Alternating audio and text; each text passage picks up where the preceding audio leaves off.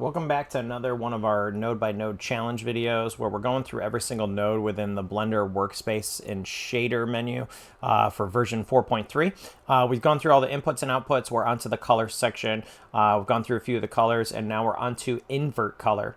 So invert color is a pretty basic node as well. So basically all you're doing is reversing the effect of either the material or the color that you're using. For example, if you were to plug your invert color into the base color of the principled BSDF and you had black selected as your output, or actually, we could do black selected as your output. If you go all the way up to 1, it's going to do the opposite, which is white. If you do halfway in between, it's going to be kind of a grayish, and the darker you go, closer back to black it goes. So whatever color you select, in order to be able to get the invert of it, so let's say we did green. Okay, the opposite of green is going to be this purplish pink hue. So you go straight across, it's going to bring it over here, depending on the darkness of the color you select. But you basically can go green to like a pink, and it goes from dark to light also. So just know, so it's not only changing the color, but it's also changing the brightness of it. So if you have something that's a little bit darker, it's going to brighten it, whereas if you have it bright, it's going to darken it. So think about it this way. If you have a kind of a lighter green, so this is a really bright green, it's going to create a really bright pink or purple.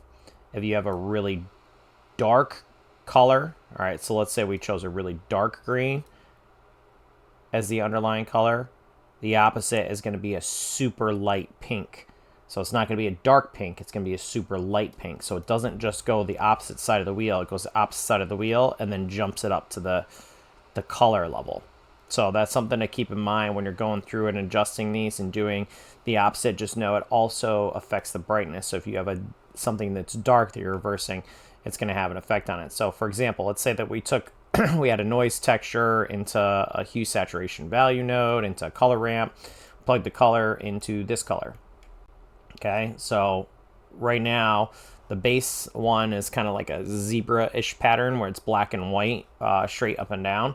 And what we're doing is, if you want to reverse it, let's say you don't want black here, you want it to be black on these lines instead of these lines, you could actually take and change the factor and go the opposite. So now it's black inside and white on the outside. So, and you can take halfway between. It's going to kind of give a grayish to almost both of them. Almost makes it pure white if you're in the middle, because the opposite, like halfway between black and white, is going to be gray for both parts of the material. But then you get back to black, it's black. So it gives you an idea. So it just inverts the whole pattern. And same thing, like it doesn't matter whether you're doing colors or whatever you're doing on here. So if you're doing a kind of a green, and let's say that this one is like a red, I guess. So let's say you had these two colors in here and you wanted to switch it. So same thing. It's going to do the opposite colors in the color wheel. It's not going to change and revert this pattern. So it's not going to take this green and put the green over here to red and vice versa. It's going to make both of these completely inverted by the color.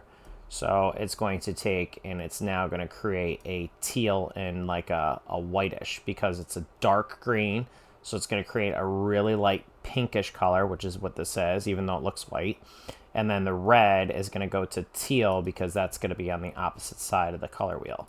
So, as you move this around, you're going to see it's going to create the opposite side of the color wheel and also the opposite brightness or darkness of it. So something to keep in mind, and you have to play around with it a little bit to get used to it, because a lot of people just think it's going to reverse the colors, but it actually reverses it to the opposite side of the color wheel and changes the brightness and the darkness of it. So, and there's some ways you can use it to just invert patterns, but this is the basic understanding of how it works. So hopefully this helps you a little bit with invert color. Make sure you like, follow, share. Stay tuned for the next videos, and if you have questions, let me know.